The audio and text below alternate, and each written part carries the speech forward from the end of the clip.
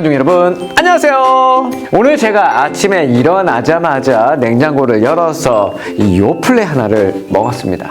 지금은 떠먹는 요구르트의 모든 대명사가 되어버린 이 요플레. 1983년 출시된 이 요플레는 본래 프랑스의 한 회사의 상표라고 합니다. 그런데 당시 우리나라의 빙그레와 계약해서 출시되었고 국내에서는 폭발적인 인기를 얻게 된 거죠. 그러나 처음 출시됐을 때는 그 맛이 매우 시큼하고 끈적이는 특징 때문에 별로 인기가 없었다고 하네요. 그러나 아주 적극적인 마케팅을 통해서 그 수요가 급증했다고 합니다. 지금은 모든 떠먹는 요구르트의 대명사 하면 이 요플레라고 말하는 것처럼 제품의 이름이 브랜드나 회사명이 마치 고유명사처럼 굳어진 경우가 적지 않은데요. 그렇다면 어떤 제품이 브랜드나 회사명으로 그 이름을 탈바꿈했는지 한번 알아볼까요? 자, 먼저 이겁니다. 이 투명한 테이프를 우리 뭐라고 부르죠? 스카치 테이프라고 부르죠. 본래 이 스카치는 셀로판 테이프를 생산하는 회사의 이름이었다고 합니다. 당시 방수 테이프 개발에 관심을 가지고 있었던 이 3M사가 셀로판지의 그 방수 효과를 접하게 되면서 개발된 테이프라고 해요.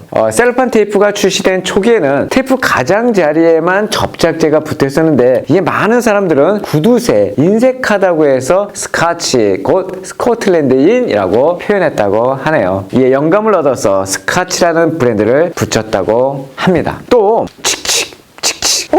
벌레야. 팔이나 모기 등에 사용하는 이 F킬러는 스프레이형 살충제의 브랜드명 중 하나이죠. 1960년대 일본 기업으로부터 기술을 도입해 생산한 살충제가 이 F킬러죠. 현재는 이 F킬러가 스프레이형 살충제를 뜻하는 고유명사가 된 것입니다. 자, 여기 여러 장의 종이를 철심으로 묶어주는 이 스테이플러 보이시죠? 보통 호치키스라고 부르는데 호치키스는 이 스테이플러를 발명한 사람의 이름이자 회사 이름이에요. 처음에 수입한 일본이 스테이플러를 호치키스라고 불렀는데 우리나라도 그대로 호치키스를 고유명사처럼 사용하고 있는 것이죠. 가벼운 상처에 간단하게 붙이는 반창고를 흔히 데일밴드라고 부릅니다. 하지만 이 데일밴드는 반창고를 생산하는 회사명이라는 걸 아시나요? 우리나라에서 이렇게 편리하게 사용할 수 있는 일회용 반창고를 처음 생산한 회사가 바로 데일밴드였고 국내 반창고 판매량의 대부분을 차지하고 있기 때문에 이 회사명이 고유명사로 굳어지게 된 것이죠. 자, 또한 건설 현장에서 땅을 파는데 주로 쓰이는 대표적인 중장비, 바로 굴삭기. 우리는 그것을 포크레인이라고 부르죠. 이 포크레인은 굴삭기를 처음 생산한 프랑스 회사 이름입니다. 그러나 프랑스에서는 포크레인이라고 읽지 않고 포크레인이라고 발음한다고 하네요. 여전히 굴삭기를 포크레인으로 부르는 사람들이 많지만 아이러니하게도 굴삭기를 최초로 만든 포크레인 회사는 이미 오래전에 사라졌다고 합니다. 자, 그리고 이 딱풀, 아모스에서 생산하는 고체풀의 상품 중에 하나인데요. 이 딱풀을 출시하기 전까지 주로 물풀을 사용했는데 때마침 등장한 이 딱풀은 물풀보다 사용이 쉬워서 많은 인기를 끌었고 지금은 고체풀을 뜻하는 고유명사로 굳어졌습니다. 버스를 타고 고속도로를 바람처럼 달려가자. 파도 소리가 들려오는 정다운 그 거리로. 띠띠빵빵이라는 옛날 가요예요. 띠띠빵빵 크락션을 울리며 도로를 질주하는 사람들의 그 상쾌함이 묻어나옵니다. 클렉슨이라고 하는 이 자동차 경적 또한 자동차 경적을 제일 처음 만들던 제조회사의 이름이었어요. 이 클렉슨사에서 제조 판매하는 자동차 경적이 경적의 주종을 이루게 되자 회사명이 그냥 그 자동차 경적을 지칭하는 일반 명사로 굳어지게 된 것이죠. 사고가 일어나지 않도록 행인이나 다른 차량에게 주의나 경계를 유하는 소리를 빵빵 울리는 크락션 혹은 경적. 자, 경적은 한자로 경계하다 그리고 피리적 해서 경적, 경계하는 피리, 경계하는 소리, 경계하는 나팔. 이런 경고의 나팔은 비단 자동차가 다니는 도로 위에서만 들려지는 것은 아니겠죠.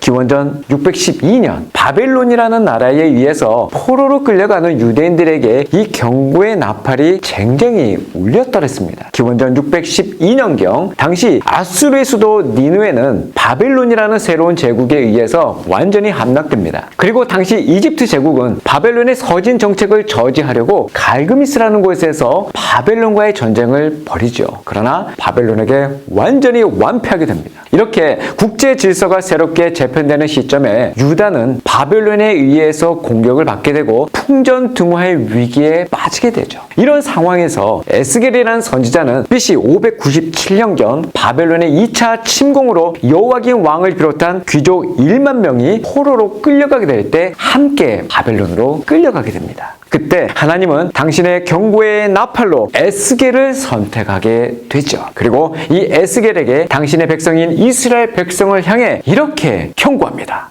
에스겔아, 네 백성에게 말하여라. 그들에게 전하여라. 내가 내 백성에게 알리고자 나팔을 불었는데 그때 만약 어떤 사람이 나팔 소리를 듣고도 경고를 받아들이지 않아 칼이 와서 그의 생명을 가져갔다면 그의 피 흘림은 그 자신의 탓일 것이다. 그가 나팔 소리를 듣고도 경고를 받아들이지 않았기 때문에 그의 피 흘림은 그 자신의 탓이란 말이다. 만약 그가 그 경고를 받아들였다면 그는 자신을 구할 수 있었을 것이다. 그러나 경계병이 칼이 오는 것을 보고도 나팔을 불지 않아 사람들에게 알리지 않았다면 칼이 와서 그들 중 하나를 죽일 것이요 그 사람은 자신의 죄 때문에 죽게 될 것이다. 나는 그의 피를 경계병의 잘못으로 돌릴 것이다. 사람아, 내가 너를 이스라엘의 경계병으로 세웠다. 그러니 너는 내가 하는 말을 듣고 그들에게 내가 주는 경고를 전하여라.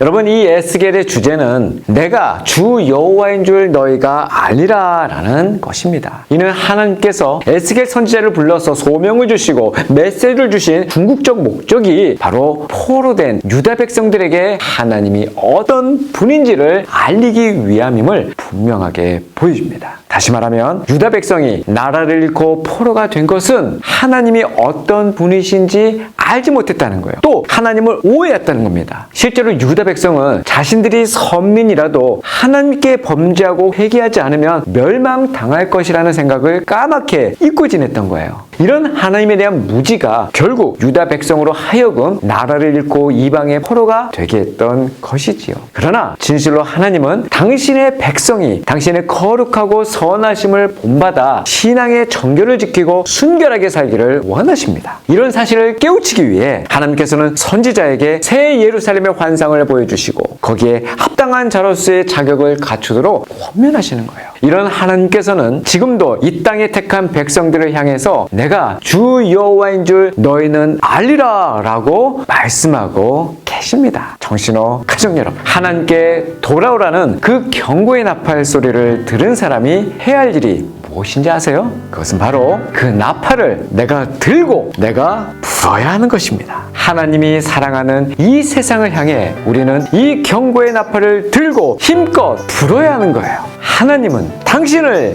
사랑합니다 라고 말이죠. 시온에서 나팔을 불어라. 내 거룩한 산에서 경고의 나팔을 불어라. 여호와의 심판의 날이 오고 있다. 그 날이 가까웠다. 정신호 가족 여러분, 다음 시간에 만나요. 뿌뿌르부.